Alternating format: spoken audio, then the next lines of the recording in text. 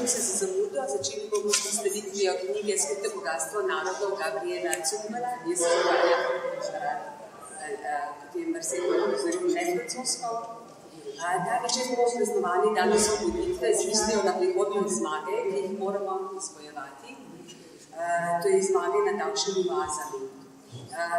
Jaz sem prevajalka te knjige in bom to mize danes večer tudi vodila. Preden bom predala vsak govorec, moji sogovorniki bodo imeli 10 minut časa za nagovor. In sicer gospod Franjo Štifler, profesor na pravni fakulteti, pravnik in ekonomist hkrati, ki je doktoriral v Pittsburghu.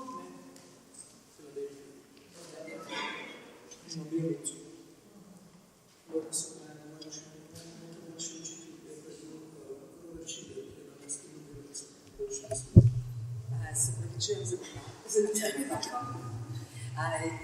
predavatelj na pravni fakulteti, tudi gostujoči profesor v Bologni in v Podgorici in avtor številnih knjig, med katerimi je bančništvo kot hrbtenica samostojne Slovenije. Potem zraven mene sedi Anuška Delič, novinarka Dela, ki bo v zgodovini slovenskega novinarstva verjetno ostala zapisana kot avtorica člankov, v katerih je raziskovala povezavo med radikalnimi skupinami, kot je Zlaten Honor Slovenija in političnimi strankami, zaradi česar je bila tudi sodno preganjena. Danes smo jo povabili zaradi njenega sodelovanja v projektu Panamski dokumenti, ki jo je izvala mednarodna skupina novinarjev. Zraven mene, na drugi strani pa je Marcel Štefančič, zaradi katerega vsaj enkrat na teden odpremo v slovensko televizijo. Novinar Mladine, tudi vodja Studio City in avtor številnih knjig. Poskusila sem si zapisati nekaj, pa sem videla, da je brezupno naštevati 140 knjig, ki jih napisal, poleg vseh ostalih člankov in prispevkov, po katerih ga vsi dobro poznamo. Preden bom dala drugim besedam, si bom seveda vzela nekaj časa tudi sama. Ponavadi na takih predstavitvah ne predstavljamo samih knjig. Knjiga je odlična, zato vam svetujem, da si jo sami preberete. Samo nekaj vodnih besed, o čem bomo pravzaprav danes govorili, bi rada spregovorila. O čem govorimo o davčnih oazah. Prosila bi vas, da ste pazljivi, da govorimo o dveh različnih stvareh. Prvič so davčne utaje, pri katerih posamezniki, zato da se izognejo plačilu davka, prenesejo to premoženje v države, ki imajo institucijo bančne skrivnosti, ki jih varuje pred tem, da bi jih njihova domača davčna uprava lahko izsledila. Kot govori Zuckman, da to premoženje v davčnih oazah ne počiva, temveč se investira naprej in zato se je razvila cela industrija prikrivanja tega denarja s specializiranimi davčnimi oazami, ene so specializirane za sklade, druge za traste in podobno. Druga, poleg davčne utaje, imamo še davčno optimizacijo, ki jo lahko izvajajo multinacionalke z podjetji v raznih državah, ki prenašajo profite iz države z visokimi davki na dobiček podjetij v države z nizkimi in s tem se izognejo plačilu visokih davkov na dobiček. Takšne države v Evropi, Irska in Luksemburg, recimo podjetje kot je Amazon, ima sedež v Luksemburgu, zato da iz katere izvaja vso dejavnost v Evropi in zaradi tega je države kot je Anglija in Francija preganjajo za letno 300 milijonov evrov dobička prikritega davka, ki ga niso plačali. In kaj te davčne oaze delajo? Kradejo državam, svojim sosednjim državam. In nam kradejo, po besedah Marcela Štefančiča, šole, ceste, zdravila, hrano, socialno ogroženim, jemljajo malico iz ust otrok, subvencionirajo malico iz ust otrok, iz prikrajšanih družin in skratka povečujejo družbeno neenakost. Kakšen vpliv imajo davčne oaze na javne proračune je zelo dobro ilustriral tudi Zuckman na primeru financije, kjer je z računi pokazal, da če ne bi bilo davčnega prikrivanja, bi dolg, ki danes znaša 94%, bil samo 70% BDP-ja. Naslednje vprašanje iz tega, ki se nam ponuja, je, ali so vlade, ki so po zadnji finančni krizi trdo stopale na vrat najrevnejšim, povečevale, odločnejše ukrepale proti davčnim oazam. Zuckman ugotovi, da v tem kratkem obdobju, kolikor ga knjiga zajema 2009 do 2012, recimo, se je premoženje v davčnih oazah povečalo za 14%, za 25%, 14% samo v Švici. Skratka, v tem dobu, ko so najbolj govorili kako o boju proti davčnim oazam, se je to premoženje izjemno povečevalo.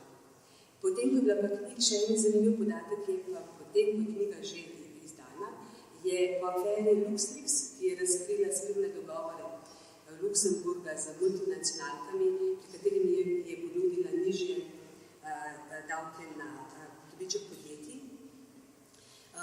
Po tej aferi se je zdelo, da do takih dogovorov ne more več priti, vendar po najnovejših pogajanjih so se ta bistveno povečala.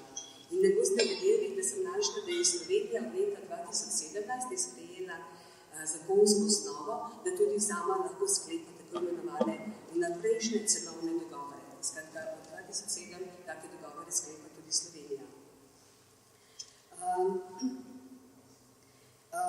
Zuckmanova knjiga je izjemen prispevek, zato ker ponudi konkretne izračune velikosti premoženja v davčnih oazah. Vse njegove ocene so najbolj previdne in minima, kot vedno poudarja. To premoženje je 8% finančnega premoženja ali 5800 milijard evrov, govorimo o evrih. Odkrivajo pa na zanimiv način razlike med pasivo in aktivo.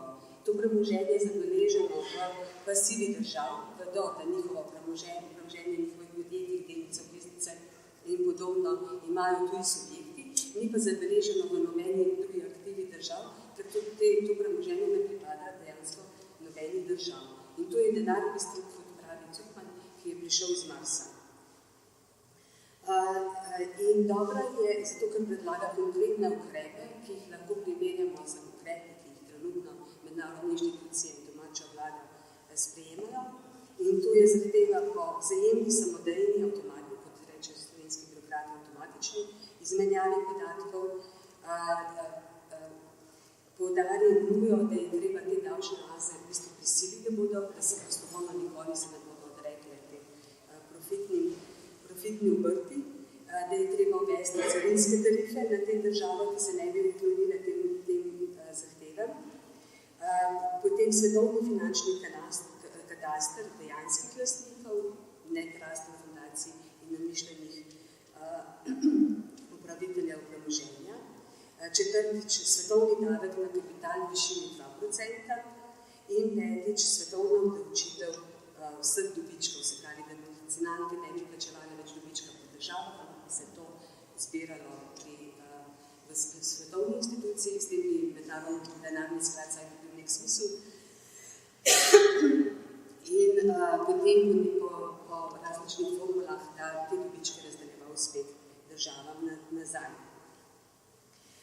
Zgleda, da po izdaji Zuckmanove knjige, in to sem imela za Zuckmanom celo med novim letom razprave o aktualnosti, neaktualnosti te knjige, zgleda, da te nove ukrepe, ki jih je sprejel OECD in s katerimi se je zavezalo skoraj 100 držav, gredo v smer, ki jih je predlagal Zuckman. To je samodejna izmenjava podatkov, ki naj bi se začela izvajati septembra 2017 oziroma septembra 2018.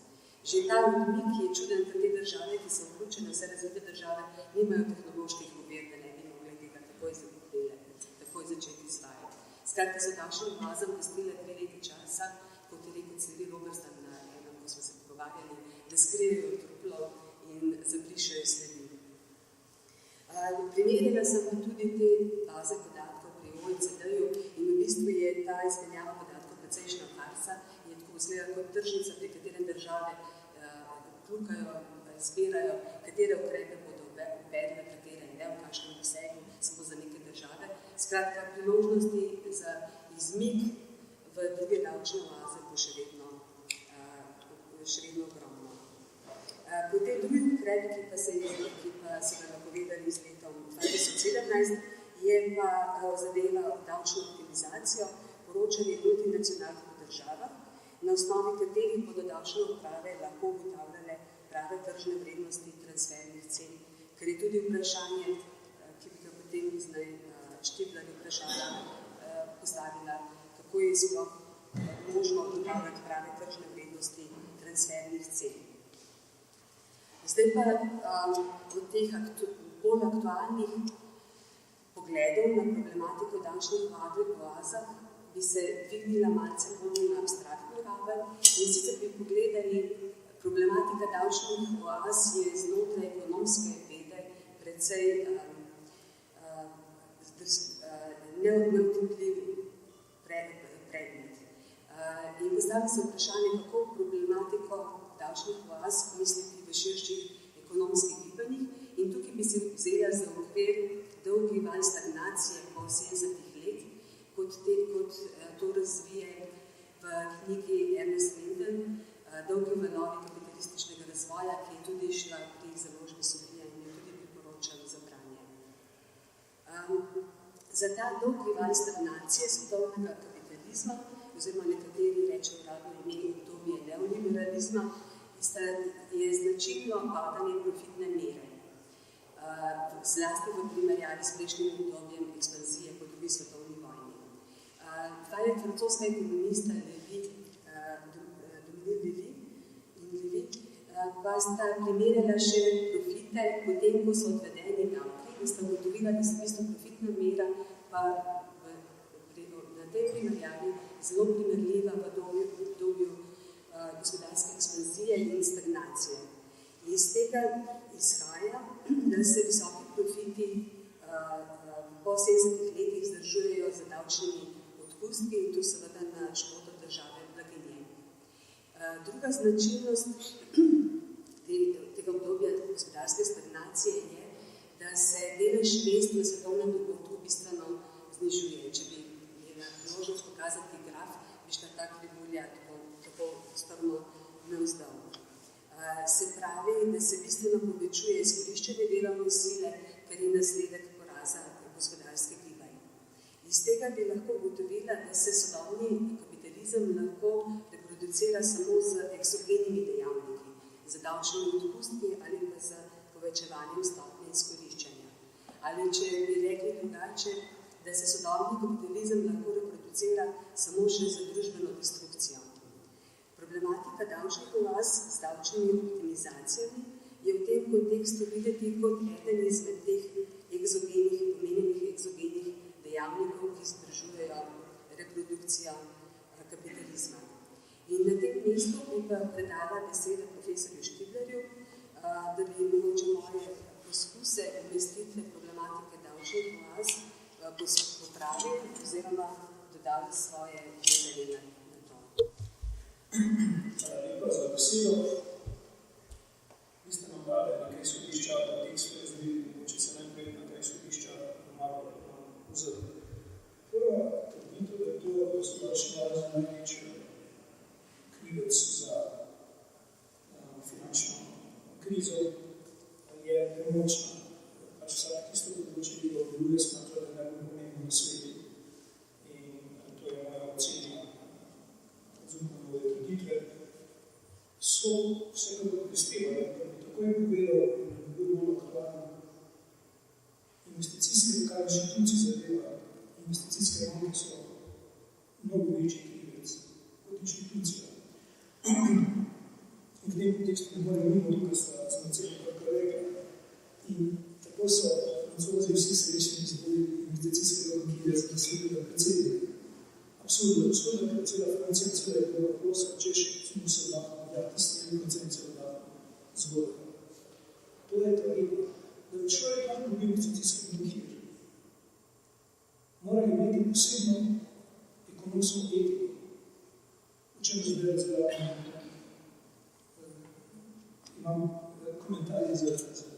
In ta etika je izjemno negativna za normalno človeško življenje. tudi egosom so predstavljali humane aktiviste, ki so tudi ekstremni v današnjem življenju, nažalost. In sedaj človek zmaga, ki smo ni zmagali. On je dobil 44% glasov vseh Nemcev.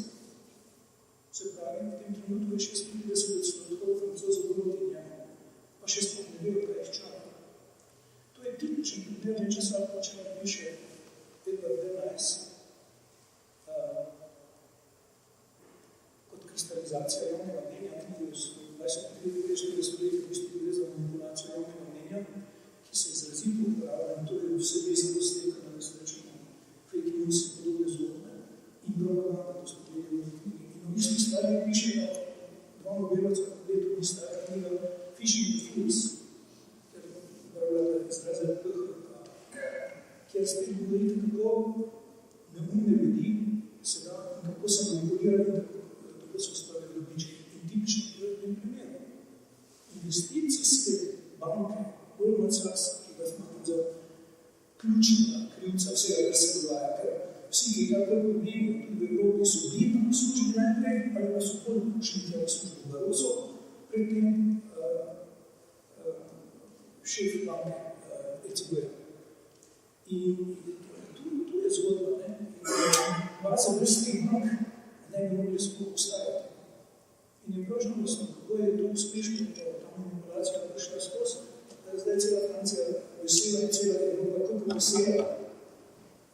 In tukaj vidim, recimo, kako vaš nedelja od njega.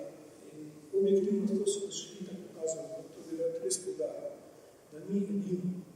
Baza, če ne bi bilo tih velikih igralcev, ki se tam skrivajo, baze sploh ne bi mogli eksistirati.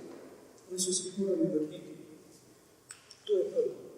Drugo, glede dolgoročne stagnacije, je statistične stagnacije.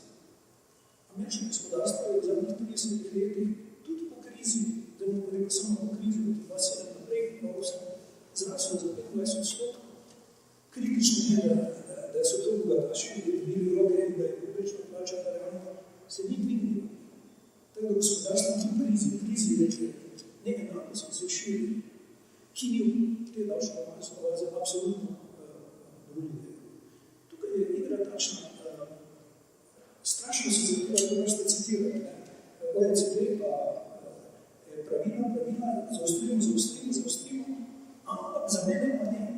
Zdaj, da bi tisti za mene pa ne lahko izkoristil vse te prednosti oaze, mora najprej vse druge prisili, da imajo hude ukrepe, da se reče asimetrične situacije. Na samo asimetrični so delali dobički, če ne bi bilo asimetričnosti, ne bi bilo popolne konkurence in ne bi bilo dobičkov. Zato so razni Juncker in podobne radajne zaostrujemo Slovenijo, zato da bomo lahko več služili.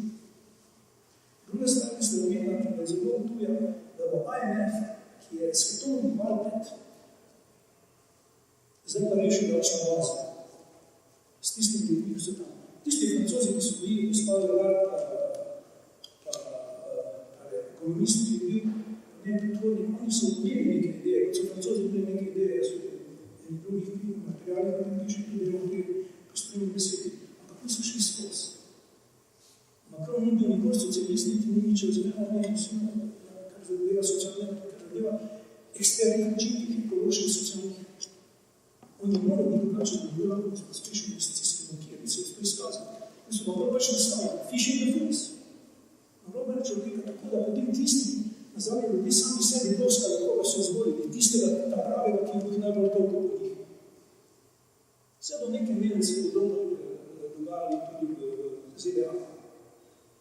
Niti on, niti ZDA niso dobili po direktni metodi večine, ki bi jim dala legitimnost. Ampak mehanizm so tak naredili, da vidijo naprej. To glede tega. Pol ima glede paca profilne, poprečne profilne stopne, ko ste pač napisali. To je osnovna Marksova teza iz Kapitala. In njegova prognoza je bila potem tisto, da se naprej razvijala kot imperializem, kot više stopna kapitalizma, ali pa zadnja stopna, da bo potem prišel propad. To smo se morali učiti, da sem bil tukaj bruc na ekonomiji, še bil še gospodin, da smo se morali to učiti, pa da smo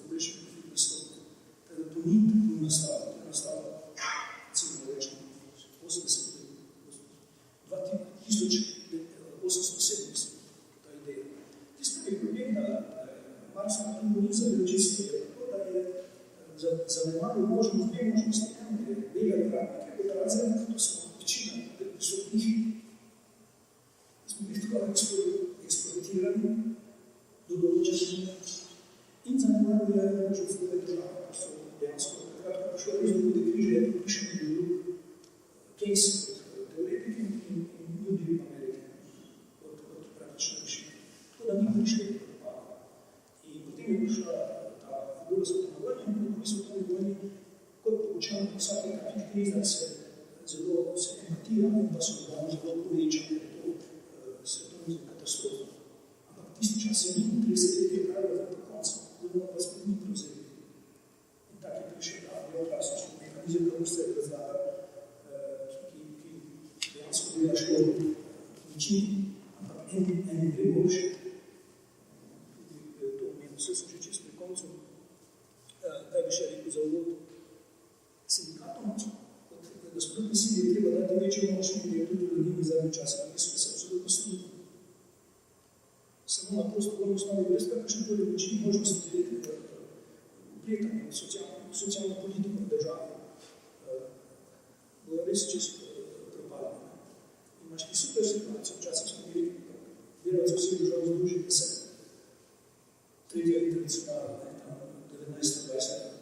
Zdaj boš pa dali vsi državi združili se in pa delali uspešni.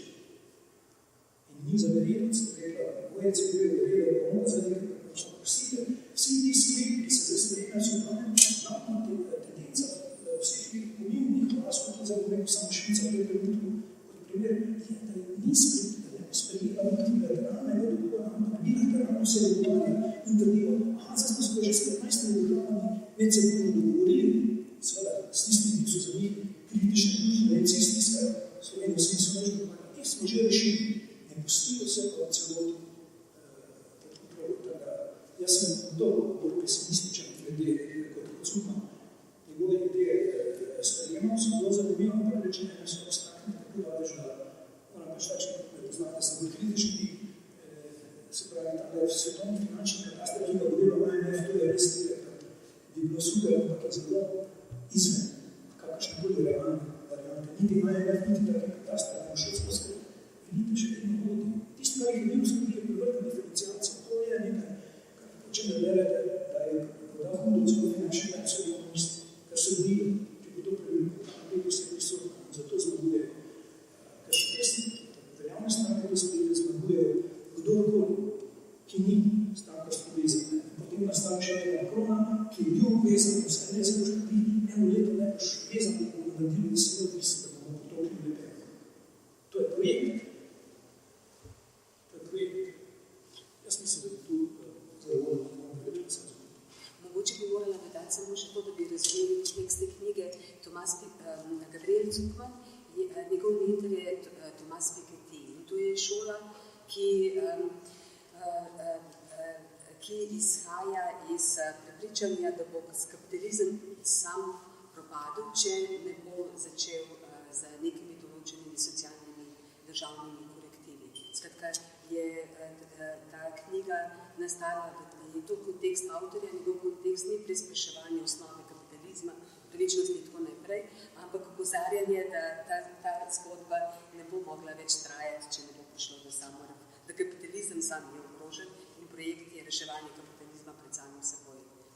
Zdaj bi pa predala besedo Antuški Dedič, novinarki časopisa Dela, ki je sodelovala pri pomembnem projektu Panamski dokumenti, ki je razkril pogled v en del dogajanja v davčnih oazah, oziroma to, kar se z olepšenim izrazom imenuje davčna optimizacija. Nekoč so podobna raziskovalna dela proizvedla zelo močen učinek. Predsedniki vlad so odstopali, zdaj nasplošno je bil predsednik imenovan, Juncker je bil imenovan na mesto Evropskega komisarja.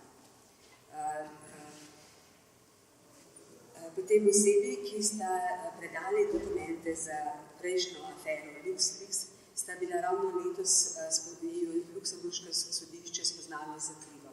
In zanimivo, da časopisi, ki je ravno objavila te poročila o panamskih dokumentih, recimo je imel v Svetu kapitala članek Davki po svetu in pri nas kam oditi. skratka svetovanje po eni strani razkrivanje zgodb o panamskih dokumentih, po drugi strani svetovanje davkoplačevalcev, kako se izogniti davčnim obveznostim.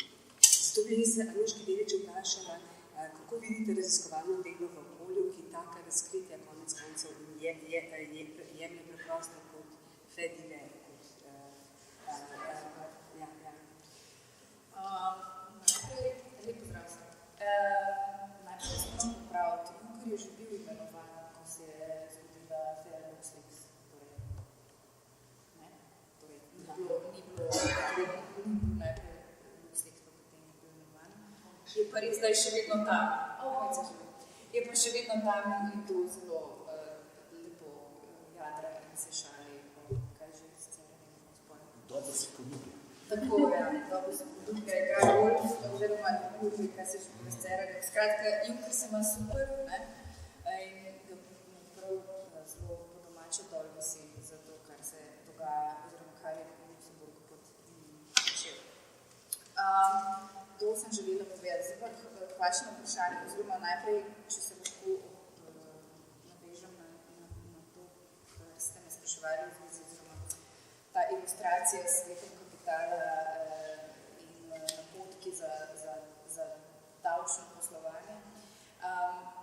Ne vem, meni se te stvari mi zdijo vzajemno izključujoče. Skratka, ja, res je, delo je sodelovala pri panamskih dokumentih, ampak jaz nisem urednica niti dela, niti svoje redakcije, še manj pa sveta kapitala, tako da če to, recimo, temu ena taka uredniška odločitev, po drugi strani pa treba vedeti, da so se tudi mediji sami ujeli v panamske dokumente. LuxLeaks, recimo, je Guardian, ki je sodeloval pri vseh teh projektih ICIJ, torej Mednarodnega konzorcija preiskovalnih novinarjev, je Guardian zelo odkril lastno firmo, ne? Torej Guardian Media je bil, se je ujel v LuxLeaks in oni so pač morali sami sabo tudi kakšen težek pogovor opraviti, zato da so tudi to pokrili.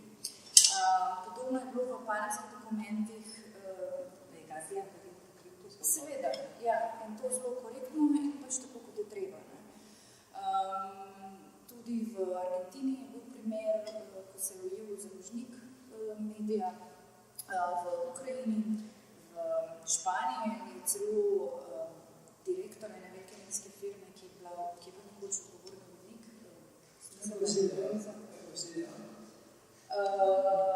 Kaj pa ZDA? V ZDA ni tako veliko ujetih. To ni res. Ne, to ni res. Profesorco, ki je mednarodna odborka pri korupciji, potem je rekla, ko sem to vprašal, sem znal, kaj se zgodilo, da so Američani porobili pod sredstvo, da padajo druge. To odkritje je samo izmočen stavil, ko sem posel. In je rekla, ne veste, da sem ena firma, pa tam očitno tisti niso Američani učili, da je bilo to. Se pravičujem, testimo Anuški Delić. Ne, se je redo, to je pač klasičen očitek, bil že v času objave panamskih dokumentov, da pač kje so Američani in da je to pač nekaj, ne vem kaj, zaruta, kaj svem.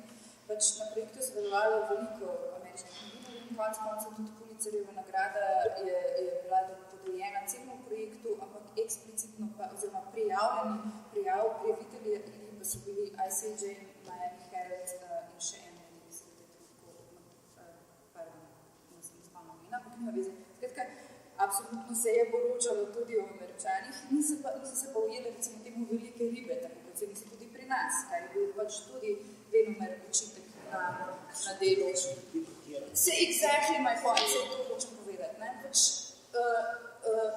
Mossack Fonseca je servisiral, zdaj lahko že počasno govorimo o pretekliku, ker pač ustanovitelja sta bila še do nedavnega v priporu, zdaj so jih izpustili na povšilu varščine in ne smeta se pustiti države, ampak mislim, da pač zgodba Mossacka Fonseca, torej odvetniške družbe, ki je ustanavljala se te družbe panamske dokumente, ki so se, torej okrog katerih so nastali panamski dokumenti, potem danes pravimo, pravzaprav ni več.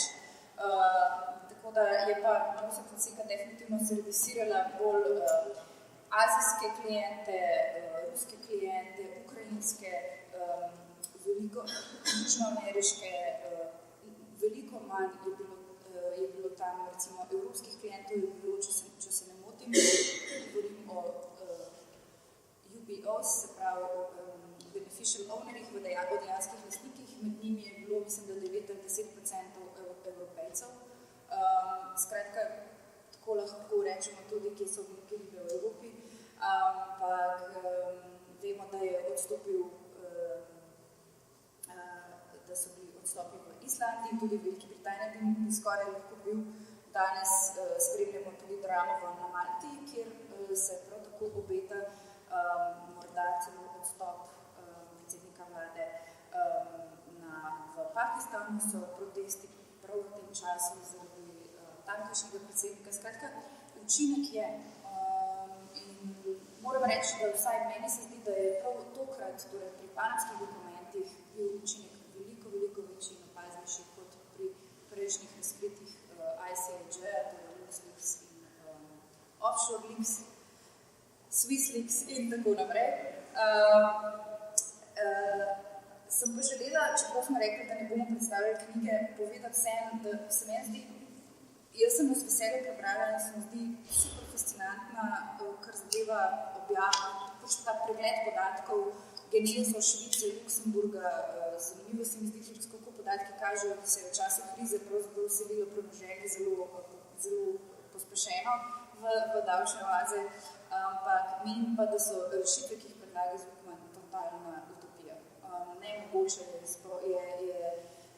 mislim, imeti svetovni register finančnih vrednostnih papirjev, meni se zdi, to je Disneyland. To ne bo se nikoli zgodilo in brez vez, da se sploh o tem pogovarjamo. ZDA ima med svojimi zvezdnimi državami davčne oaze. Velika Britanija je pravzaprav v Cityju kot ena davčna oaza. Potem imamo Kanarske otoke pravzaprav takoj pred vrati. Mislim, nemogoče je, da se bo finančni register kadarkoli vzpostavil na tem svetu.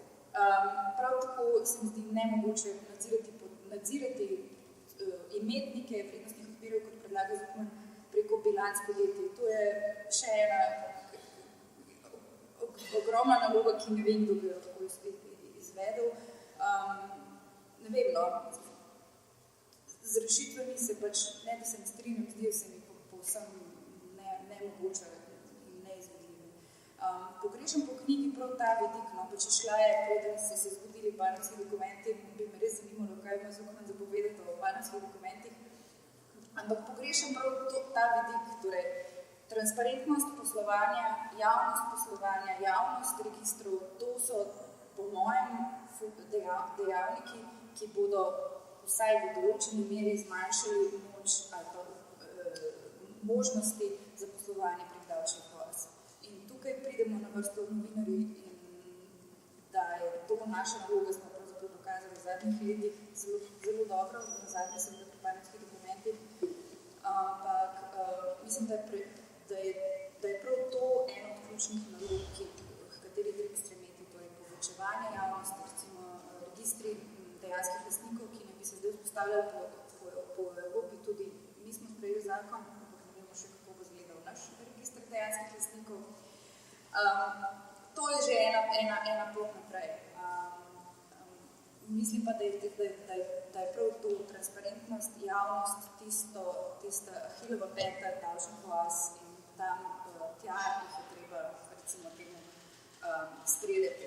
Potem bi se pa še obregnila ob to dilemo davčne utaje proti davčni optimizaciji. Seveda pravno, formalno in v kazenskem pravu je pač obstaja razlika. Davčne utaje so protizakonite, davčna optimizacija ni nezakonita, je pač legitimna, naj bi bila. Legalna je ni legitimna, ker je neetična. Legalna je zakonsko regulirana, nekje pa... Vse sem rekla, da ni protizakonita. Če napišeš, da je nelegalna, v zakon ni več legalna. Tega nimamo, tudi tega prihajam. Mi sploh nimamo v bistvu kot država, se nismo odločili, a želimo to podpirati ali ne, oziroma očitno smo se odločili, da bi se kakorkoli o tem pogovarjali, zato sem vesela, da imamo pač te razprave, kot današnje in še kakšne druge, da se o tem začne govoriti, ali mi želimo podpirati davčno optimizacijo ali ne. Ker to je velik problem, ker se za davčno optimizacijo skriva marsikaj, v veliki večini primerov absolutno ne kakršnokoli optimizacija. Poleg tega pa, ali to sploh želimo, ali želimo dovoljevati, da premožni posamezniki izrabljajo in izkoriščajo davčne oaze in sistem, ki pač ga te reprezentirajo, zato da maksimizirajo svoje premoženje na račun vseh nas. In to je tudi davčna optimizacija. Torej, mislim, da je to lažna dilema in da jo treba enostavno popustiti in tudi na ravni države sprejeti odločitev, ali želimo to podpirati ali ne. To je od mene na začetek. Hvala. Slišala sem, da register dejanskih lastnikov ne bi obstajal, ali vsega se bila, vendar pa ni dostopen javnosti, se pravi, ni dostopen novinarjem, slovenski. In še nekaj luknje so v zakonu, v določenih primerih se lahko se prijavi upravljavec premoženja, če se lastnika ni mogoče, da bi se lahko služili. V bistvu je pri tem, če smem sam še dodati, pri teh registrih dejanskih lastnikov tako ali drugače spet pridemo do istega problema. To, da pač tudi dejanski lastniki pogosto niso dejanski lastniki. Celo tisti, ki so registrirani kot beneficial owners, torej dejanski lastniki nekega podjetja, so morda samo proksi oziroma lutke, torej umestniki, posredniki do dejanskega lastnika, ki ne želi biti niti toliko udeležen, da bi bil nekje v nekem papirju, ki naj bi bil seveda tajen na davčni oazi zaveden kot dejanski lastnik. Torej, tudi pri registru dejanskih lastnikov v najbolj idealni obliki ne pridemo do tega, k čemu stremimo, to je razkrinkanje lastništva. In mnogo v slovenskih podjetjih zdaj je v bistvu tvoj lastnik. Papirica rade, če Vsej država tudi prodaja takim, za kateri je lastnik. Zdaj pa predala besedo Marcelu Štefančiču. V svoji spretni besedi je povezoval problematiko davčnih utaj in povečevanja davčne neenakosti in s tem pozoril z mojimi besedami na sodobno kapitalistično akumulacijo z razlaščevanjem državljanov in državljank. Meni se zdi zelo problematično, da ta perspektiva, ki je bila predstavljena v spretni besedi, nima večje javne podpore. In bom zato en drug primer še navedla, in to je problem bančne luknje. Problem bančne luknje zelo močno odmeva v časopisih v kontekstu, ko je bil prikrajšan ena skupina kapitalistov, teh imetnikov podrejenih obveznic. To pa, da so bili oškodovani državljanke in državljani, pa se v bistvu sploh mislim, se zelo redko govori o tem. Seveda moram omeniti nekaj izjeme, pri katerem tudi sami delate, ki je v tem poročalo, ki je pomembno gradivo za proučevanje tega poglavja v slovenski zgodovini. Prosila bi vas, če bi lahko analizirali to stanje. Jaz bom to preko Vinka naredil. Zdaj smo najprej povedali, da za razliko od ostalih, ki so zadržani do gospoda Žikmana, jaz sem velik fan in se tudi absolutno strinjam z njegovimi rešitvami in ne mislim, da so utopične, ampak mislim, da so realne, dosti bolj realne od tega, kar se zdaj počne, ampak teh rešitev, za katere jaz navijam, moji predhodniki govorniki niso omenjali, a bom do njih prišel preko Vinka. Najprej bi vas spomnil nekaj drugega. Nedolgo nazaj so slovenski podjetniki, gospodarstveniki, biznismeni, utajevalci davkov zagrozili stavko. Da bodo stavkali, ker je zajeba. Država jim sam pobira, nič nimajo od tega, davki so visoki, oni nič od tega nimajo, bogatstvo in krade, oni ne morajo več živeti, ne morajo dihati, duši. Tudi za njih je zajebano kapitalizem.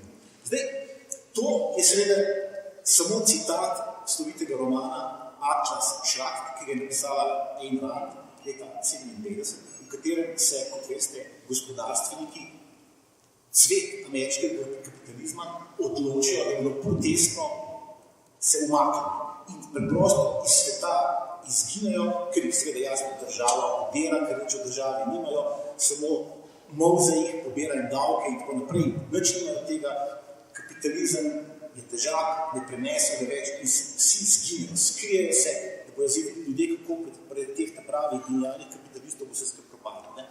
Skratka, to je bilo to. Zdaj, kako ti bančne, te davčne oaze, kako se jih znebiti? Zdaj, o tem piše, hočem reči najprej to, da jaz sem enega tacga Randovca sem srečal nekoč v Ameriki v 90-ih letih, piše se Gordon Fish, tak klasičen militarni libertarc, ki znajo vse mogoče publikacije in tam vse so te publikacije, skratka, ena izmed njih je bila How to keep your money and freedom, the world's best tax and money habits. Skratka, to je vodič po nebesih. To je nekaj, kar bi lahko kupili knjigarni, kar bi lahko naročili prek ne vem česa. To je, rekel, takrat krožil sem po pošti pod pultom med temi utajevalci davkov, med temi, ki skušajo, bi rekel, biti svobodni in svobodni si lahko samo tako, da se znebiš davkov, da se skriješ v oazo davčno. In to je vodič. In je blazno inštruktivno, zato ker nam pove vse o profilu, o mentalnem profilu teh ljudi, ki preprosto razmišljajo tako, če hočem biti svoboden, se moram znebiti države, od države nimam nič, zato moram najti svoj idealni otok, skratka razmišljajo tako kot tekoč utopisti, ki so iskali svojo utopijo, svoj otok, na katerem bodo živeli po svoje, brez vmešavanja nikogar in tako naprej, kjer bodo svobodni in bodo bogati in nišče bo pobiral davke. In zdaj, ko to preberate, imate dolge spiske otočkov, mini otočkov, izmišljenih otočkov skoraj, zdi se, da so fiktivni. In ti otočki v povezavi z obsedenostjo avtorjev in vseh teh, ki na teh otočkih bivakirajo, govori predvsem o nečem, če je moja poanta. Te ljudi je blazno strah. In ni naključje, da ima ta knjiga kot moto, tisto slovito frazo Woody Allena, če ste paranoidni, še ne pomeni, da vas ne preganjajo. To so ljudje, ki živijo v strahu. To so ljudje, ki bežijo. Ljudje, ki so blazno prestrašeni. In če ni svojo poanto, manj od ljudi, to so ljudje, ki jih je mogoče zlahka prestrašiti. In zdaj, ko jasno, če jih hočeš dobro prestrašiti, je treba vedeti sam prav film. Leta 62, 10. oktobra, je premierno štartal prvi film v zgodovini o davčni oazi. To je bila Bombijada Dr. No. Veste, kje so parkirane davčne oaze? Davčne oaze so običajno parkirane na malih otočkih, eksotičnih, idiličnih, pogosto karibskih. Dr. No, mega kapitalist, ki skuša zavladati svetu, je parkiran na natanko takem karibskem otočku v tem filmu. In kaj bi rekel James Bond na tistim otočkom s to davčno oazo, kot to moramo vedeti? Ta film je alegorija davčne oaze, ta otok je davčna oaza. Na koncu ga razstrelijo. Skratka, ni več davčne oaze, ni več otoka, ni več problema. Zdaj, kaj se je zgodilo 2 dni kasneje? In o tem piše briljantni Schickmann. 2 dni kasneje je dal Charles de Gaulle, ki je to podjavljal, ne to novijo, blokirati Monako, davčno oazo. Dal je blokirati vse meje, vse veste, kako je Monako misa na Francijo. Vse meje je dal preprosto zapreti. Konc. Monako ni mogel nikamor več. Bil je trgovsko, trgovinsko, ekonomsko, socialno, na vseh nivojih blokiran. Nič ni mogel. In ultimat je bil sledeč. Če ne boste igrali po pravilih, boste ostali zaparkirani. Ne boste mogli živeti, ne boste mogli dihati. In kaj se je zgodilo? Takoj za teden kasneje, 2 meseca kasneje mislim, da tako od začetka leta 2014 se je situacija spremenila, sej za francoske državljani. Kajti od teh manj francoski državljani, ki živijo v Monaku, ne morejo več plačevati nižjih davkov od tistih, ki živijo v Franciji. Skratka, davčni predpisi za francoske državljane, ki živijo v Franciji, so isti kot davčni predpisi za francoske državljane, ki živijo v Monaku. In če je zdaj vsa poanta Zikmana zgoščena. Namreč, njegova teza je ta, da imajo države pravico, da izstavijo davčnim oazam račun za vse tisto, kar z bančno tajnostjo izgubijo. In to je verjetno moment, ki ni bil prav ne vem kako izkoriščen, če pomislimo, da je pri Monaku vse za francoske državljane obveljal. Ni bil izkoriščen in to, da ni bil izkoriščen, je seveda jasno velika zamejena priložnost in velik potencial. Zato, ker so vendarle vse te davčne oaze, kot sem podaril, izredno majhne, nemočne, tudi Slovenija bi lahko okupirala, če bi hočela, vse so točki, morje, mi imamo radi morje. Skratka, mi bi lahko začeli izstavljati račune davčnim oazam. Zdaj, verjetno, da obstajajo načini, kako se da to početi. Če obstajajo načini, da lahko tožiš, da lahko korporacija toži državo zaradi izgubne, bi verjetno tudi država lahko tožila davčne oaze zaradi škode, ki jim povzročajo davčne oaze, o čem so že prej malo govorili, ki se preumela to, da pač kje so naše bolnice v davčnih oazah. Tudi, bi rekel, zdaj tam pri nas se veliko govori o dostojno delo in tako naprej, kako ga ni več zahtevno dostojno delo. Mislim, naše dostojno delo je davčnih oazah. Tam so naše bolnice, tam je naša socialna država. Ne sem naša. Pravi vse državljani. Tako da je pa še to bi dodal, da ko se govori o neoliberalizmu, se običajno spregledala 2 momenta.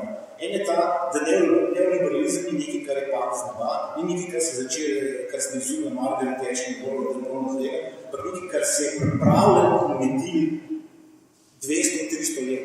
Vse tam, bi rekel, Spencera naprej in tistih fantov takrat. Se je medil nastaja in to ni nekaj, kar bi lahko zdaj odpihnili, bi rekel, čez noč, tukaj je stvar prehajala, tukaj je Franjo rekel, da so Francozi tam zdaj, bi rekel, slavili, zmago neoliberalske volitve. Tako bi rekel, neoliberalizem je časa prehajal, da je preživel vse pore družbenega, vse pore človeškega, vse pore življenja in vse pore, kako bi rekel, biopolitičnega telesa.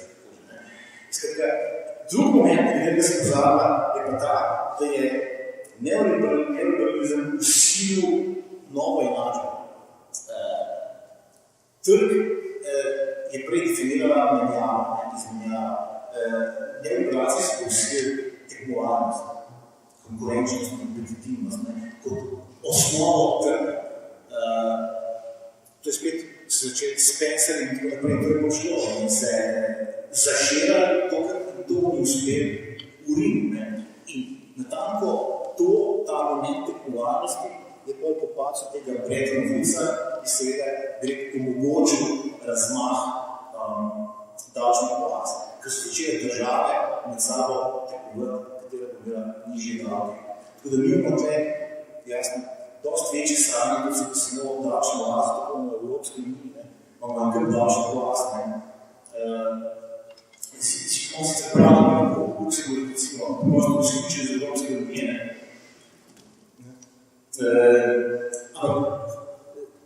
A to ni utopično, na tej nekaj. Čakaj, zakaj pa Monaco uspe?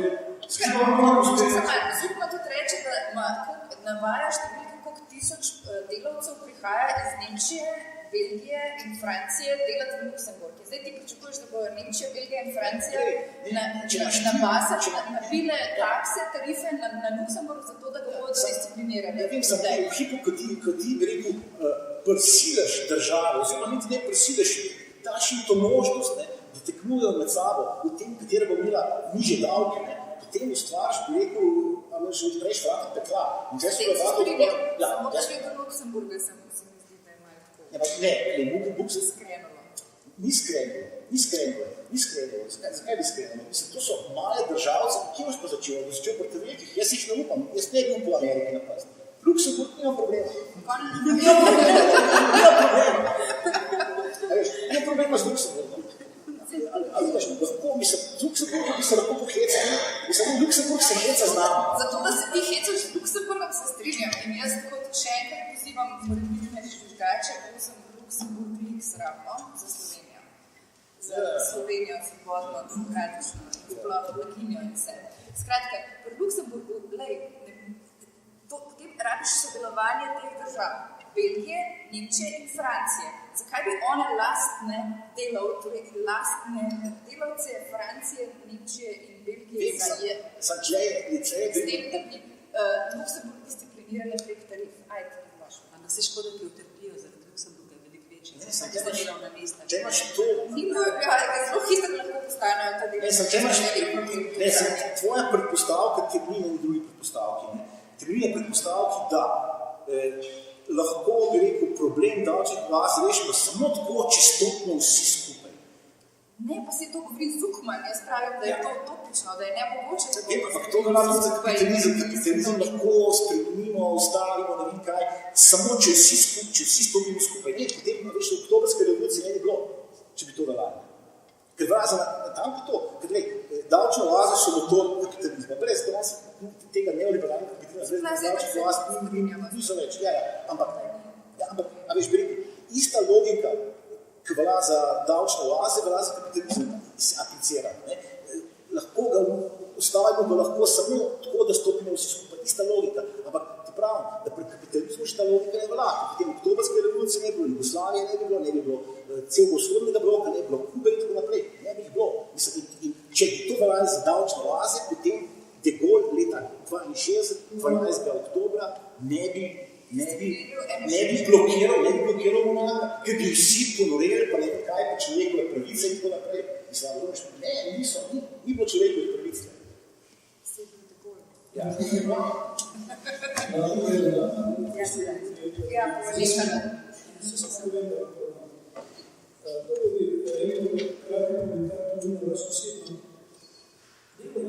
svoje republike, ki je zelo cenjen. Jaz sem zelo spoštovan in veliko strani tudi ukvarjal s tem, ko je konkretno imenovalo samo nekatere Slovence, tudi tisti, ki so živel vse in podobno. Druga je tistega glavnega misli, s tem se tako vi nekaj osebno delo in to cele akcije res pokvarjajo, pomoči. Zelo se je vedno policije. Druga stvar, ki bi rekel, zelo sem vesel, da se en ti umeni, pomeni, da res razumeš. Kaj? En rad se umeni. Kaj se umeni? En rad. Ja. Od tega ne ve, tu na teh stavki, filozofiji teh stavki, tega ne poznajo. Ja, jaz sem vesel, da zbili omenil, da pa slovenski tej tako imenovani gospodarstveniki, šeftari, PR-ovci, ne vsi te imejo, ga poznajo, vsakič, ko sem bil norca iz nje, so mi pisali beste maile. Ne povem, da je naprej, da se vidi. Vem, da je poznal. Ja, vem, da je poznal. Ne poznal.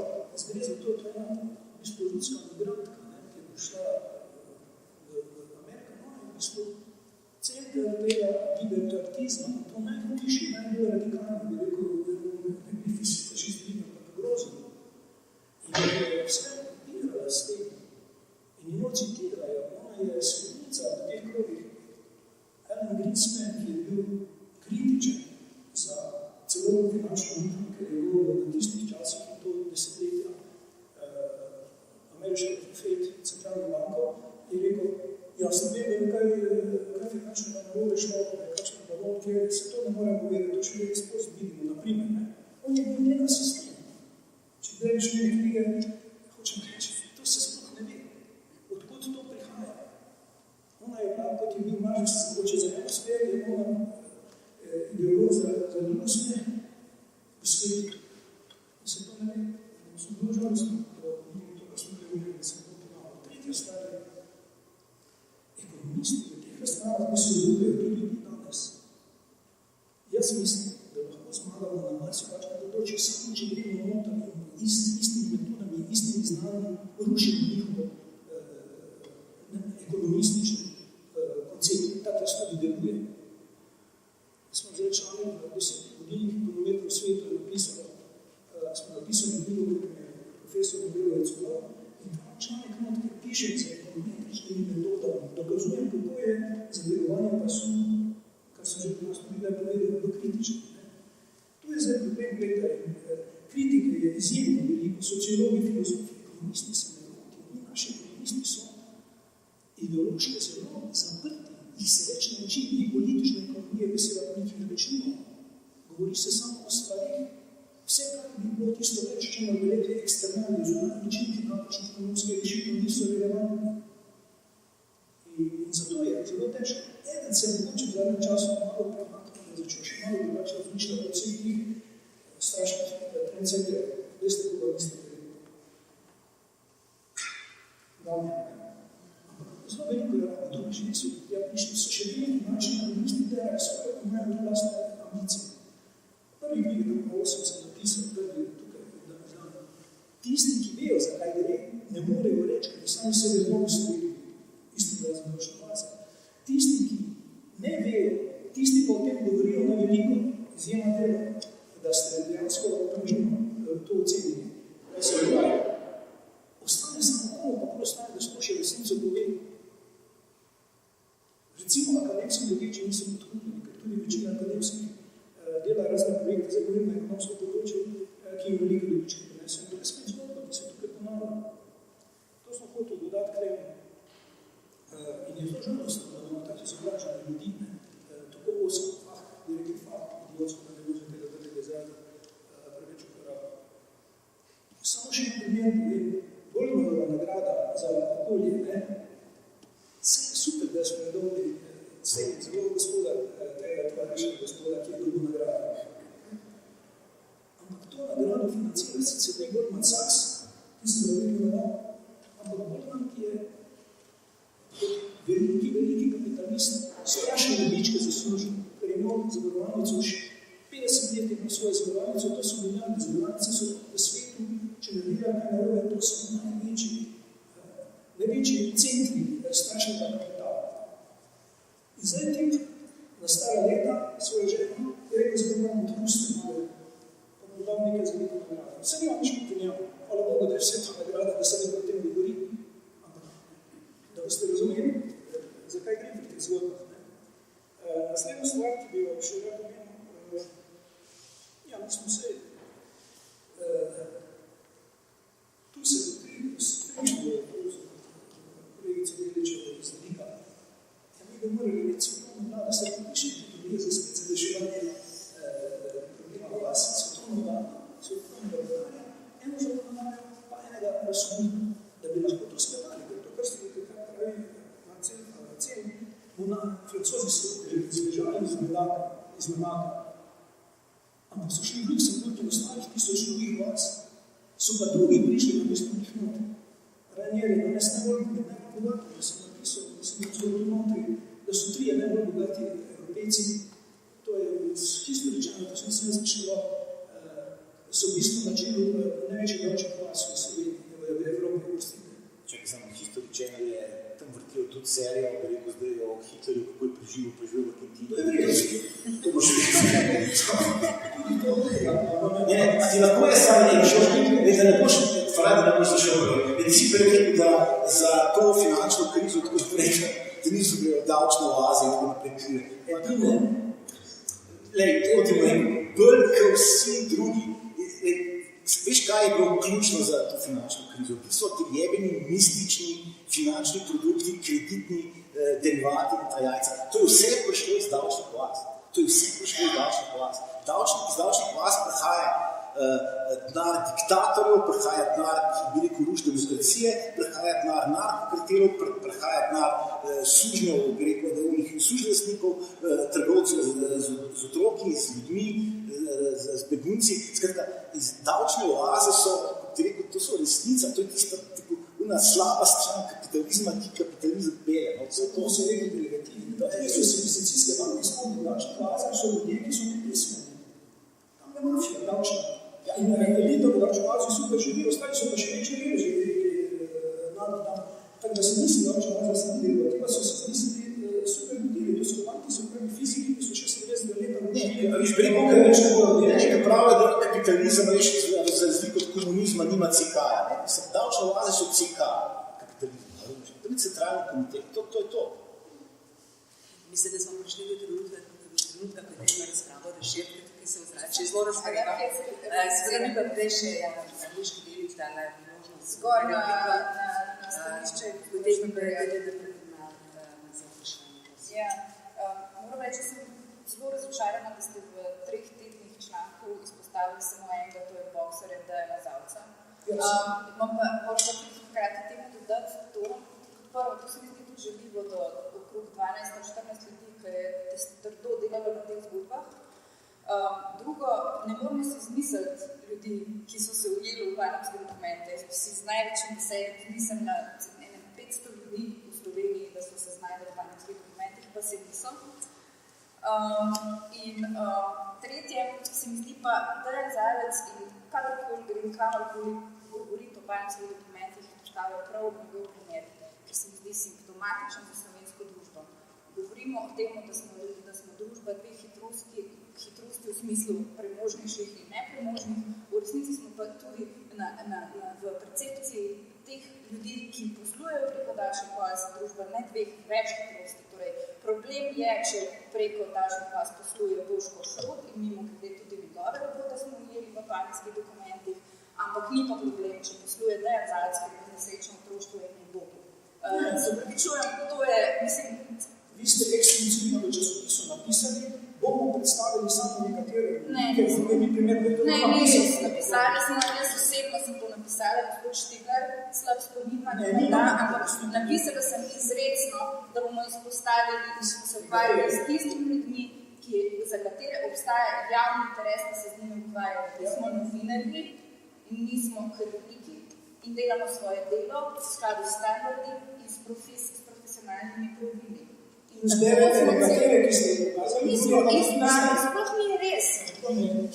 ICLJ je v bazi podatkov, ki je javno objavljena, lahko vam pošljem link in si sami pogledate vse Slovence, objavili vse imena Slovencev, še več celo pomagali se jim skompletirati seznam, ker so imeli nepopolnega. Skratka, absolutno ne drži, vsa imena so tam zunaj.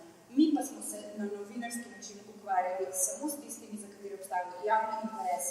To se mi zdi pravilen način obdelave takšnih podatkov. Ker sicer smo pa potem Wikileaks, ki čez 2 dni, ki je objavil nekaj dokumentov, čez 2 dni bo tudi, da so v bistvu ruski. Hvala. A je kakšno vprašanje?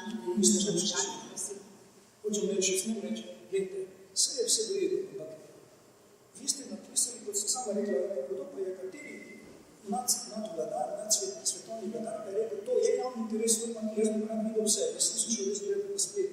In časopisu ste na vrhu, ko sem Zavca na vrhu obravnavali, pa niste vsi povedali. In to se jasno mi vsak zamisli, kaj pa imajo odzadnje, kaj so pa tisti, ki niso povedali se, to je vse, se vidimo se samo vrhu. A je kakšno vprašanje, bi kdo bi postavil kakšno vprašanje, komentar, prosim? Ker tukaj smo se razdelili na zelo očitno na 2 tabora, ko menimo, da brez pritiska davčne oaze ne bodo pustile in drugi pol, za katerega je Cukman karakterizira klasičen argument podpornikov davčnih oaz, da se nič ne more narediti, da če se zapre eno, se odpre naslednje in podobno.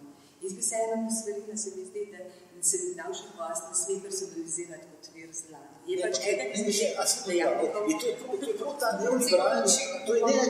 neoliberalni odgovor, razlog, zakaj ne zapreti davčni oaz. Ker bi lahko zaprli samo leparih, pa bi pol, ako razumeš, a veš, bi rekel, bi sam dve služili, ne, a veš, je bolj, če vse služi davčni oaz, če čim več, ne, a veš, to je to, ko si neoliberalci demokracijo razlaga, ne, a veš, bi rekel, čim več jih more krst, ne, če krata sam 2,5, veš, bi rekel, je to slabo, ne, pa ni konkurenčno, ne, pa so više cene, ne, a veš, če se sam dve davčni oazi, pa so davki višji, ne, če pa več, ne, pa se pa davki ne, to je ta, ne, logika, prek katere se precipira pri nas.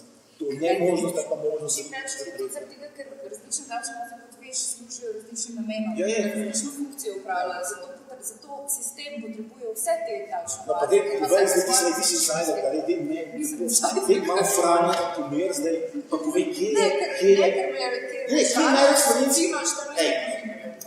Franja je inkluzivčen. Kje je največ slovenci? Pa kje je največ slovenci? Kje je največ slovenci, ki so parkirani slovenci? Slovenske poti grejo najraje v Lichtenstein, Luxemburg, Cipr tudi in preko njih v te bolj, recimo temu, dark davčne oaze, torej na Karibske otoke in podobno. Zelo redko grejo direktno na Karibske otoke, včasih grejo pa tudi v kakšne, tudi recimo, pogosto je pot Slovenija, Velika Britanija, Delaware. Delaware definitivno v Ameriki je glavna zvezna država za slovenske podjetnike, delno tudi Florida, Wyoming, veliko manj, Florida še največ. Glede v Delaware je ena stavba, v kateri je registriranih 217,000 podjetij, če si ga predstavljate. No vse, v Luxemburgu koliko par, ne, nič je pa 815,000, ne, mislim, da piše v knjigi. No, britanski deviški dolgi pa še več, pa je 15,000 prebivalcev. Skratka, vsak dela hkrati v 100 podjetij. Tako je.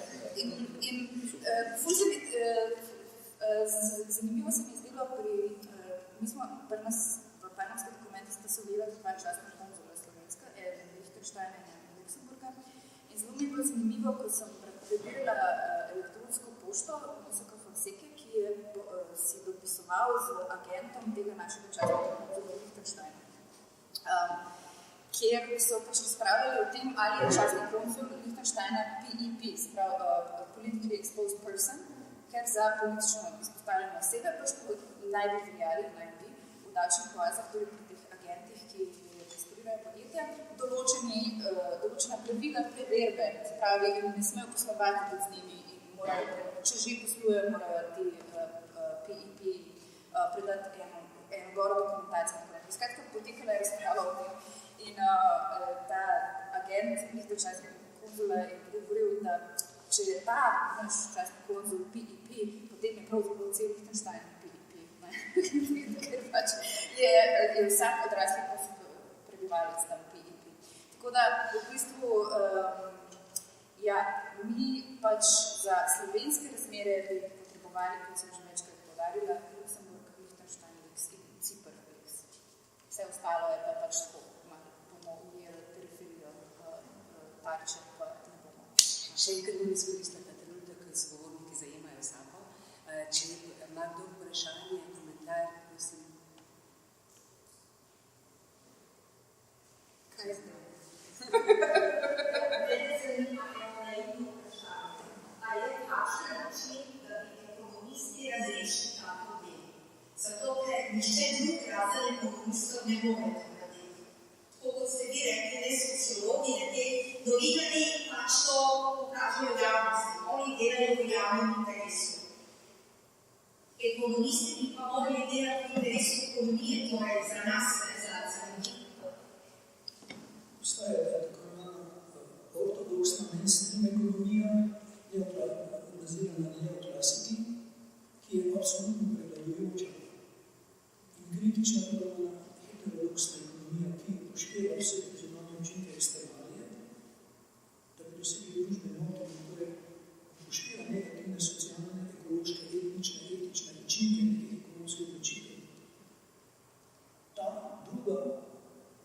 besedi. Danes ne moreš objavljati, če nisi gotov, ne piše točno tisto, s tistimi se družim, tak se bom izobražen. To je prepredeno skozi celotno življenje v svetu. V Sloveniji nimamo nič našega. Jaz pa še da o tem razmišljam. Se pravi, odgovor je ni šans za enkrat. Ker je to tak inherenceni sistem. Da so še čiste škole in jih vse poznamo. In je zelo redko dom, ki je pripravljen še razmišljati. In pa ekonomiste pa je, zakaj to reče? Oni eliminirajo to diskusijo, reče, poslušaj, on nam tam nekaj, vse samo ne razume, da ekonomijo ne zna, to matematiko, to ne zna speljati. To je odgovor na njimi, tam da se reši. Frani, sem ponovno ostane sam Hanuška Delič. Ojoj. Zelo težko je, zelo Ne, se, konc koncev imate pred sabo knjigo ekonomista, ki je napisal študijo srečuni in ki priznava, tako da ne morate obžalovati nečesa. Je pa res, da je mlajši, ne? On je teliti 86. Ja, ne, še mlad ne pojavlja. Se pravi, da bo še veliko. Nima še računa davčne. Če smem glavno to, on se socialno-političnih razrednih vprašanj ne loteva niti v eno stavko v tej knjigi. Je pa sin. Je pa kritičen, samo da razumem, zakaj to ne gre. Je kritičen do sistema, ampak implikacij teh širših, že spet govorim, ker ni nikoli študiral zgodovine, ker ni nikoli študiral filozofije, ker ni nikoli študiral politologije, zaradi mene vseh teh drugih ved. Jaz to delam več časa, pa ne zato, ker jaz, zato si lahko privoščim take druge poglede. On je prišel do tja, tudi Piketty je prišel do tja, dalje pa ne bom šel, začeti odpirati vprašanje kapitalizma. Ne, to gre samo za izboljšave znotraj sistema. In isto so cilj. Moje noveloci so isti. Franjo, v pravu, ti si pravnik. V pravu obstajajo precedenčne sodbe, ne presedane. Obstaja presedane. Če ti sodijo zaradi stvari, se lahko bi rekel odvetnik, tvoj sodnik, ki so izmerili na presedani, te na osnovi tega obsodijo, če že nekaj tazga bilo. Tle imamo tudi presedan, Monako. V tej knjigi ravno to se mi zdi fajn, ker ne rabiš blazno neke zgodovine, da bi razumel, da obstaja tam en tak lep zgled. En tak jeben lep zgled, ki je bil Monako. In to, jaz sem bral ogromno knjig, zdaj moram reči zlasti v zadnjih teh 10 letih, odkar je ta kriza, ogromno knjig o vseh teh mogočih jajcih. A v nobeni knjigi nisem, moram reči, prebral tega zgodovinskega podatka, da je de Gaulle leta 62 zaprl Monako. Se sem ti prej rekel, so pač ni francozi, v Monako so poštevniki prišli, ker oni živijo super. In se nič rešilo s tem. Na to temo ekonomisti v tej razpravi jih ni, slovenski razpravi o davčnih oazah. Tisti, ki se smatrajo, da so ekonomisti, jaz sem takrat, ko ste objavili, bil malo časopis. Če pa pridejo po mojem tako kontrargumenti, jaz samo drugo ne more govoriti, če to so ideološko, so spravljeni možgani. In on ne bo taki zaključko niti prišel, se ne more se lahko razmišljati, tak široko. On najde ekonomski first optimum učinkovitosti vidika. Ja, ampak prostite, politologijo, politike, vodstva, oni bomo morali iskati kompromise med ekonomskim, ki je danes prevladujoč. Pa vidite se cela vlada in to ne samo ta vse vlade, samo ekonomske rešitve, končno rešitve. Tam se eden potem vsi malo še nam najprej govoči smrti. Bi moral vzeti, ja, kaj je ekološko, kaj je ekonomsko, kaj je socialno, kaj je politično, kaj je etnološko, kar jaz tudi rečem, ker to pomembno mi. To je greh. To se pravi, ne upoštevajo vse nekaj. Meni je zelo žal, da je tak. Jaz ne vem, jaz sem se govoril skozi. Imam strašne probleme, jaz ne morem. Če ne bi bil parcela, jaz pa ne bi imel javno naslov.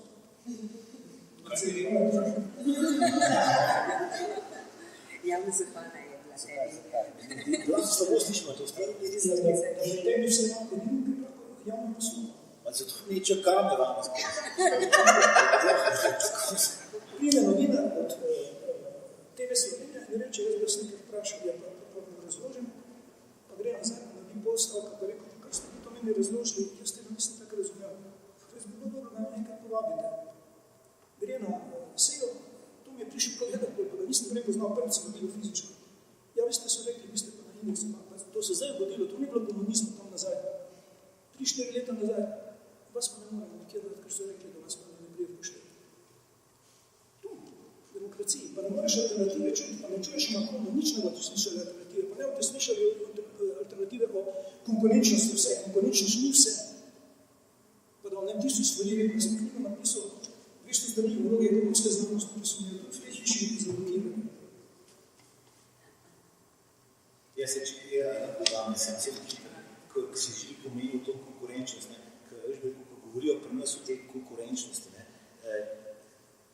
Konkurenčnost je nek zbirni pojem, zbirna kategorija, v katero gre noter to, kako dobre bolnice imaš, kako dobre šole imaš, koliko investiraš v infrastrukturo, koliko bolnice, koliko šolstvo in tako naprej. Skratka, vse to gre noter. Pri nas si predstavlja pa smeri konkurenčnost, da je to, mislim, nekaj čisto abstraktni, ta čisti boj, kompetitivnost, ta, bi rekel, tisto, kako konkurenčnost je to, da znižaš cene, del emisije, da zmanjšaš stroške, to je konkurenčnost. Na vseh njih, razumeš, 12 ostalih ali pa 11 ostalih kvantifikatorjev, pa pozabim pomisliti. To je ekonomski optimizm, kar zdaj predaviš, to ni družbeni optimizm, to je čist nekaj drugega, to moje vruce učenice preletno. Tisto, kar je zdaj pri tem ključno, evo, pa novinica sta napisala knjigo, zdaj kar leto nazaj, eno moje učitelj domače, in pravita, ja, veste kaj, konkurenčnost je povzročila, da ljudje darijo ven slabi nagoni, to, k čemu jaz pravim, ekonomska etika. In zaradi njega pridejo take čudne rešitve, ker že hočejo švednati, karkoli bojo naredili nelegitimno, nefair do drugih ljudi, samo da pridejo dobiček, ker je to edina vrednota. In to ne moreš spremeniti. Samo kar lahko naredimo je, da ne damo samo ekonomisti morajo biti strašno skromni, pa tiho, pa skromni, ker je znanost, to sploh ni znanost. Njim bi morali malo zavezati. Usta pa dati drugim tudi pravice. To je moje stališče, da sem ekonomist. Samo sem tudi, jaz sem več ekonomista samo, pa kako za družbo svojca se. Pa če se to drugo tudi poštevamo. Upam z njimi komentirati in tekmovati v njihovim dogovoru. Če se nam moram zredirati, je še kakšno drugo vprašanje, bi že kdo postavil vprašanje ali pa komentiral? Prosim, Cili. Na začetku, če se nam moram postavljeno vprašanje o tej metodi transfernih cen, ki, čeprav razumem, je ena od kraljevskih poti prenosa kapitala takšno mazne. Zdaj pa, če se prav razpravljamo zdaj, tako tega metoda, koliko to transferne cene ukiniti, to se mi zdi. Se mi zdi, to je ta metoda, to je popolnoma legalna metoda, kako prenesti denar v davčno oazo, kaj je taka v skladu z vsemi ekonomskimi pravili. Zdaj pa to vprašanje takrat ni bilo odgovorjeno. Ja, to sem na začetku povedala, ker je v tej novi pobudi, v katero pristopi manj držav kot pri samodejnem izmenjavi podatkov, to se imenuje country by country reporting. Te 50 držav se je vezano, da bo naložilo svojim multinacionalkam na svojih državah, da poročajo, koliko imajo dobička v vsaki državi, koliko ustvarjajo prihodka v vsaki državi in druge podatke, ki bo davčna uprava služila kot osnova, da bo določila tržne cene transfernih cen, da ne bi prihajalo do manipulacije, da bi multinacionalka recimo prodaje, da bi Irska ustvarjala, recimo podružnica v Irski ustvarjala ogromen promet tam in bi multinacionalka plačevala dobičke davek na dobiček v Irski, ker je najmanjši, ne pa na Franciji, Angliji in tako naprej, ker je bistveno večji davek in so te transferne cene to sredstvo. Ampak to ni resnično uganka, ker ko se ustvari veriga teh podjetij, je marsikatera podrejena podjetja v državi, recimo veliko podjetij v Sloveniji v tem položaju, je njihov lastnik ali pa njihovo drugo nadrejeno podjetje, v bistvu edini kupec. Kako se v teh primerih določa pravična tržna cena, če je edini. In vem za primere, ko sem se pogovarjala z direktorji, so govorili seveda vedno o pravični transferni transferni ceni, ampak vedno v narekovajih prične sami. In da so mi vedno upozorili, da to pa ne sme biti v intervjuju nekaj zapisano, da ne bi slučajno Donkarijo prišlo na oko. Lahko vi komentirate tudi to vprašanje transfernih cen? In kar težko, se ta problem je več čas bil že. Ko sem bil transfernih cen, smo pomeni dumping, če se spomnim tega izraza, se spomnim, pa moda je tudi takšna politika, kjer ti voziš v bistvu izkorišča svoj monopolni položaj in iz njega vlečeš dobičke. Jasno je, tu je firme, ki so pri nas trenutno, ko našega podjetja ne vedajo dobičke, ponujajo te dobičke nekam in to je način. Če bi rekel zdaj na hitro, ne vem časa, na hiter način se mi da, kdo bo določil, kaj je tista tržna cena v tej državi, pa drugi, ko je bil dumping, se lahko dokazoval, tega ti mehanizmi so poznani z dumpingom. Vi imate prenisko ceno, da smo dali alkoholi strajali, da morali višje cene za pripolice, kar prihajate prenisko ceno k nam. To je bil nek drug, rekel, na motiv je bil drugačen, se v tih to dogajalo. Kdo bo tisti? Se to je to na koncu, to je rešitev enega Boga, ne moramo imeti v svetu, ki bo končno odločil, ki bo predpisali eno zakonodajo za cel svet, enega sodnika, ki bo to upravil in isto spodbuje za vse veljava. Je to za IMF, ta zadnji, ki se ga spomnil, to je tako, da bi poživalca da si pošiljal. Kdo bi še lahko G20, svetovna vlada, drugače pa je to vedno tako, da bojo izkoriščali te pozicije. In tam ali bo so srečni, da če ima transferno ceno, onda tam smo zaposliti velikim režem v Vietnamu ali kjerkoli, in oni karkoli ljudi je srečni in normalno, da bo s transferno ceno odpeljal dobičke vedne. Tako da, jaz nimam hitre rešitve. Skratka, v tem primeru lahko zagledamo, da je Cukmanova predlog je vseeno bolj realističen svetovni davek na dobiček in razdaljevanje tega dobička po državah, ker preko transfernih cen verjetno davčne uprave ne bodo vršile ravno daleč razen, da se bodo kopale nepeklensko delo pri tem ugotavljanju takih manipulacij. Pravico do tega, da lahko izstaviš račun davčne oaze. To se mi zdi meni. Kaj sploh imaš v davčni oazi? Najemni, da naš furs, poskušaj dobiti od fursa podatke o tem, koliko Slovencev imajo prijavljeno podjetja v različnih davčnih oazah na določen dan ali za neko obdobje. Ne, jih ne moreš dobiti. In tudi oni sami vejo pravzaprav tega, kaj koliko se razhajajo med podatki, ki jih imajo oni sami in med recimo podatki, ki jih lahko pridobijo preko takih projektov, kot spojnosti dokumenti, s katerih lahko točno povedo, koliko Slovencev ima recimo podjetje v britanski vili, ampak dokler je samo pa ne ve, koliko je pravzaprav, oziroma bi to stalo, ker pribivanje takih podatkov bi stalo tega, razumeš, torej niti sami nimajo statistike. Vem, prej smo govorili o tej razliki davčne optimizacije pa davčne utaje. Jaz sem prej skušal, pa ne vem, mislim se, da se ni dobro razumeli, kaj smo to reči. Zdaj, davčne utaje so prepovedane. Ne, se motimo. So prepovedane. Ne? So nelegalne. Ne, so neprepovedane. Ampak lahko bi pa to dovoljene. Podobno je z davčno optimizacijo. Ker se je nekdo odločil, da so dovoljene, niso prepovedane. Rekel, to ni nekaj, kar je naravno. Ne? To ni nekaj, kar je samoumevno. To ni nekaj, kar je, bi rekel, krtko. Bi rekel, zato, ker se je to nekomu zdaj dobro. Ja, zato, ker se zdaj točno nekateri, razumeš, to je, bi rekel, umetni zakon, tako kot so vsi zakoni umetni. Če se odločiš tako, je tako, če se odločiš drugače, je drugače. In ker je zakonodaja taka, da so davčne optimizacije dovoljene, so dovoljene. Če bi pa zakon rekel, davčna optimizacija ni več. No in kaj se bo da reči, smo iz pravnega vidika? Potem davčne optimizacije ne bilo. Nelegalne so davčne optimizacije, so nelegalne, ampak davčne optimizacije so legalne, so dovoljene, ampak so nelegitimne, so neetične, nepoštene, vse ostane. Kaj se zdaj dogaja? Dogaja se sledeče, da zaradi tega, če mu rečemo razvoj družbe, če mu bi rekli liberalni koncept, ki pelje naprej, vse več doslej nelegalnih stvari, kaznivih stvari, ki smo jih tam videli, jih potiskajo več zakonodaje, če ne bi imeno trga in konkurence, to več ne bo kaznivo dejanje, ampak bo samo ostalo, lahko ostane nelegalno, ok, se slabo počutimo, ampak itak vi imate ekonomsko logiko, tebe več to ne zanima, da se slabo počutiš in to ne lahko vsi delamo. In tisti, ki tega ne dela, je budva. In tisti, ki govorijo o socialnih ekoloških problemih in razmišljajo,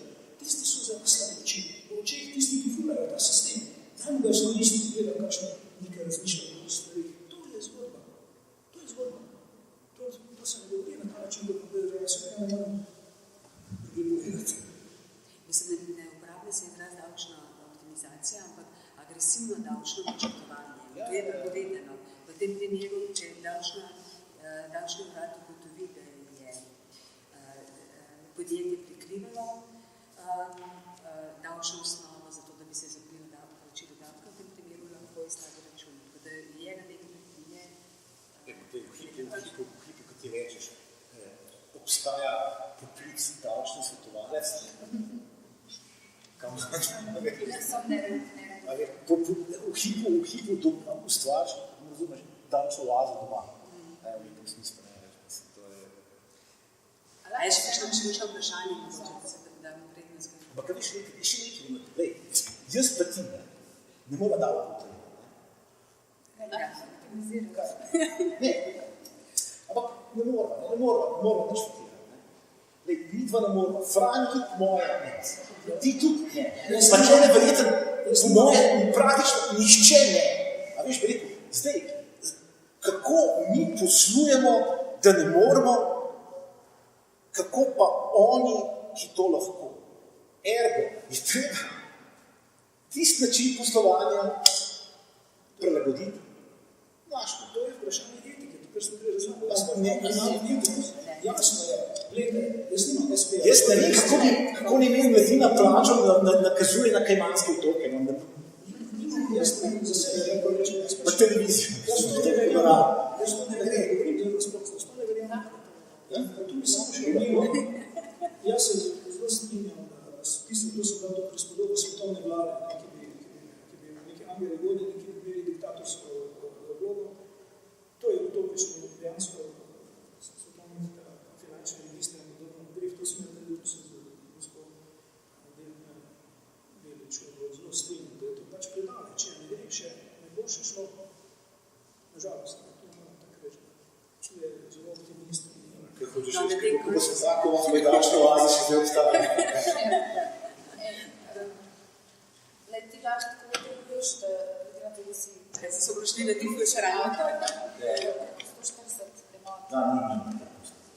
Kako avtorske pravice svoje preneseš na bilo, recimo, če to stremiško? To je to, pa to skupaj. Avtorske pravice, ja, in to je štavilko. Drugač pa, jaz imam eno vprašanje zate, ki si že takoj na začetku začeli govoriti, kot ti ga verjameš v svetovni register finančnih vrednostnih papirjev. Ne, to nisem rekel, to je vse kufrano. Ti si rekel, da bi znate. Ne, zanimivo. Jaz sem rekel, da jaz bom omenil tisto Zikmanovo rešitev, ki je vi ostali niste. To je pa Monako in naprej. Aha, to. Ta pravica do izstavitve računa davčnega oaze. Čujem se na tocevanje, razumela sem, da verjameš tudi. Ne, čele, kot ti rekel, do njih štani ni zmodereč. Jaz sem se pripravljal za bel. Mislim, obstajajo katastri nepremičnin, zakaj ne bi mogli obstajati tudi katastr finančnega premoženja. Obstaja katastr nepremičnin v Sloveniji, recimo imamo izjemen katastr, ampak če greš po Nemčijo, moraš pa za vsako vas praktično in določil poseben katastr fizično tja. Tako da ni čistko, no? Niso povsod. Imamo pa katastr na Poljskem, ki je zaprt za javnost, ali pa na Portugalskem. Tako da ni čist res, da so te vse stvari tako urejene in dostopne. Predvsem pa se ne predstavljam, kako bi lahko Združene države Amerike legitimno pristopile k eni taki zadevi, kot je svetovni register vrednostnih papirjev, če imajo same na lastnem ozemlju davčne oaze, ki so vidimo, ko že razpravo o tem, kako bomo zdaj rešili problem Delaware. Ne, pa se je prav predsednik Mečki bil iz Delaware. Zdaj, če je pa tak, pa tudi se ne bo več rešilo. Politične elite so nekaj skrit v teh oazah. Gospodarstvo hvira politiko, to je v Evropi jasno, tudi Nemčija je tak narejena. In vi veste, enega poznamo že spet Nemca, ki je skrival v Švici, pa so celo dobri, to je predsednik Gajana. Politično skrivajo okrog in za one bi morali to odločitev sprejeti. Narod, ki bi pa lahko drugač glasoval, pa za največjo vehemenco tuli, gremo Macron, ki pa je investicijski bankir. In je to dokazal, da se je tam dokazal, da še ne bilo to biti. In da se lahko investicijski bankir, kot sem rekel, tretjica Johana, oprostite, moraš imeti posebno etiko, ki je ekonomska etika, ki nima zveze z humano človeško etiko. In dokazuje vse to, kar bi povedal, kar smo se zdaj pogovarjali. Nelegitimno je, kaj me briga, če ni nelegalno, kaj me briga, kaj me za to razlagaš. In mi tam zgrajamo mlade, od prvega razreda, osnovne šole. In jaz to vidim na fakulteti, študenti, njihove vrednote testiram, jaz delam ankete, da ne razlagam, kako to hitro se premika. Se pravi, jaz sem nekaj rečem, da je to spet malo zelo narečeno, z našega vidika, ki smo nekako gore rasli, da tisti, ki ste iz tega področja, ki širše razumete, vzamajamo invalide.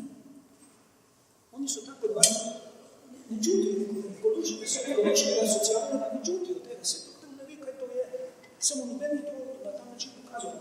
Redki so, redki. Tako kot med komunisti so tudi redki. Ampak ne uspejo. In to je grozno. Jaz to vidim pri mladi generaciji. Na vam že razlagam, smo jih ankete bilo za tam je 5 let. Tako da, je svetovna mlada, kot pravim, to je edina šansa. Da bi to sprejeli, mislim, da se še drugi ne. Jaz tudi mislim, da je še druga, se veste, na 3 idem skupaj. Meni je zelo žal, da je s takimi toni izvenela ta debata. Kaj si jo pričakoval?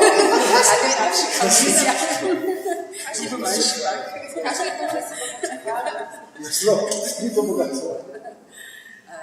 Jaz predlagam, da se ta razprava nadaljuje neformalno, razen če ni še kakšnega vprašanja, ki ga radi poznate.